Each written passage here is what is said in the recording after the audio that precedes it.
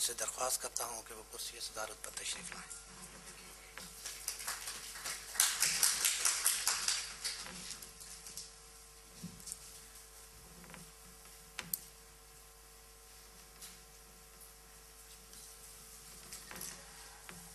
The first speaker of this seminar will be Dr. Qamar Zaman Sahib, who has a long history of political activism within United Kashmir People's National Party. میں ان سے درخواست کرتا ہوں کہ وہ stage پر تشریف لائیں اور اپنے خیالات کہہ دیں. شکریہ.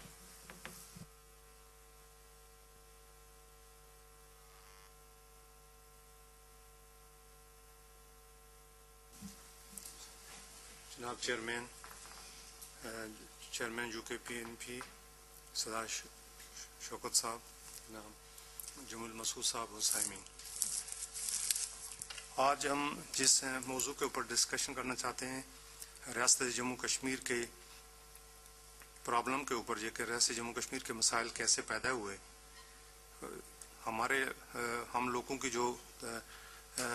جیسے ہمیں اپنی ریاست جموں کشمیر کی تاریخ پڑھائی گئی اور جیسے ہمیں بتایا گیا کہ ریاست جموں کشمیر کے مسائل جو ہیں وہ جو ہے 47 میں پیدا ہوئے، کیسے پیدا ہوئے، تو اس کے اوپر کچھ ڈسکس کرنا چاہتے ہیں کہ جموں کشمیر ایک ریاست کے طور پر 1846 میں وجود میں آئی. اس سے پہلے جیسے ہمیں ہر وقت ہماری تاریخ مسق ہوتی رہی اور اسپیشلی مسق کرنے کا ایک پلان کے تحت مسق کی گئی، اور ہمیں یہ بتایا جاتا رہا ہے کہ ڈوگرا راج جو ہے وہ وہاں سے ہماری غلامی کا راج شروع ہوتا ہے. حقیقت میں اگر دیکھا جائے تو ریاست جموں کشمیر کی قومی تشکیل جو قومی ریاست کے طور پر وہ 1846 میں مہاراجہ گلاب سنگھ اور ڈوگرا خاندان کی وجہ سے وجود میں آئی، اور انہوں نے ایک قومی ریاست کی تشکیل دی. اس سے پہلے یورپین قومیں جو ہے وہ 300 سال تک اسٹرگل کرتی رہیں تاکہ ایک قومی ریاست وجود میں آ سکے. وہاں سے ہماری ہسٹری کا آغاز ہوتا ہے، اور یہ ہماری قومی ریاست جو ہے وہ 100 سال تک برقرار رہی. 100 سال کے بعد جو ہے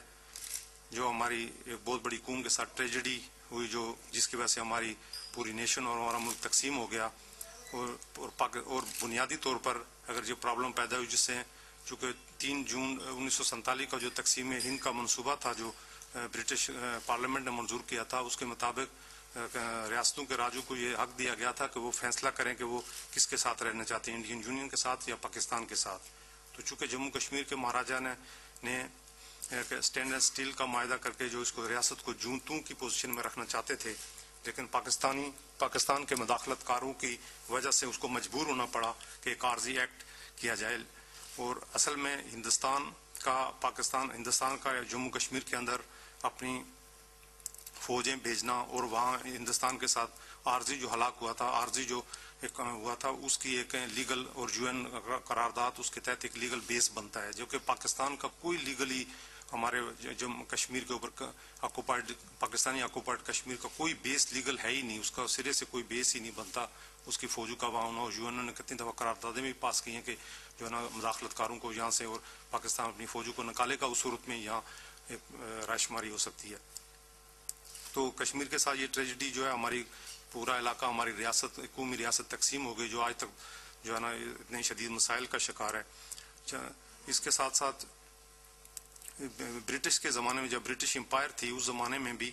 جو ہے برٹش امپائر اور رشین امپائر جو ہیں وہ خاص کر جو گلگت بلتستان کا علاقہ ہے، جب برٹش امپائر جو ہے انہوں نے اس پنجاب کو فتح کیا، اور اس کے بعد ایک وقت ایسا آیا کہ رشین امپائر بھی سینٹرل ایشیا کے کنٹرول کے بعد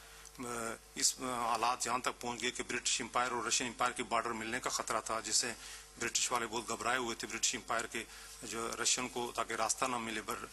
سب کنٹیننٹ میں آنے کا. تو انہوں نے ایک بڑا امپورٹنٹ ایگریمنٹ کیا تھا جس کو کہتے ہیں پامیر ٹریٹی ہوئی تھی، جو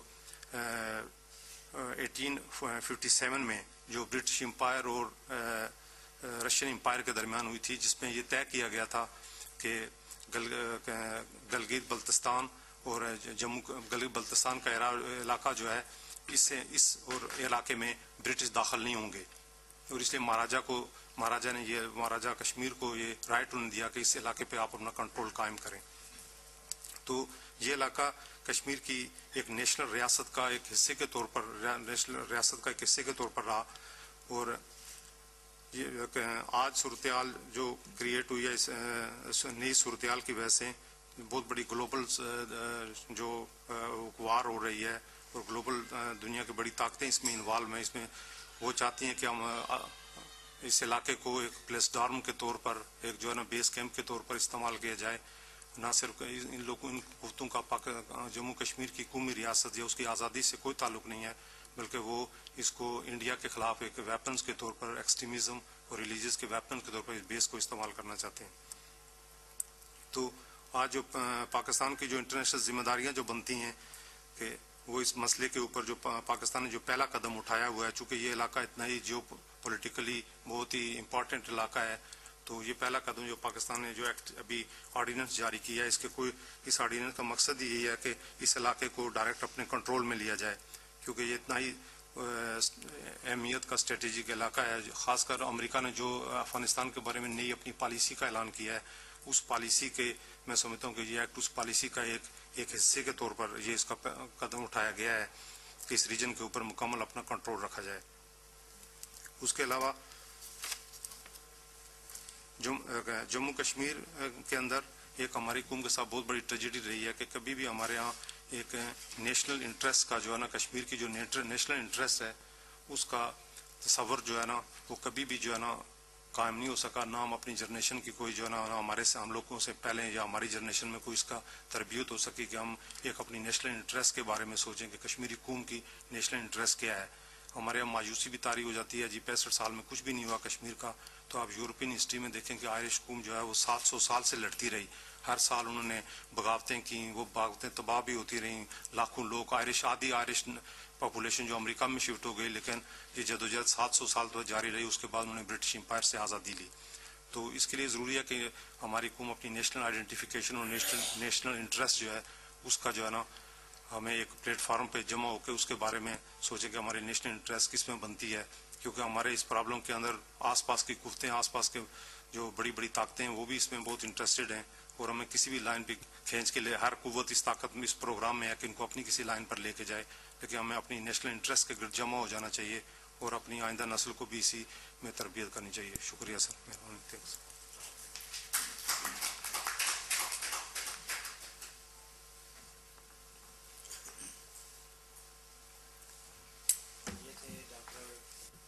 قمر زمان صاحب جنہوں نے مسئلہ کشمیر کے پس منظر, اس کی موجودہ صورتحال اور مستقبل کے حوالے سے اپنے نقطہ نظر کا اظہار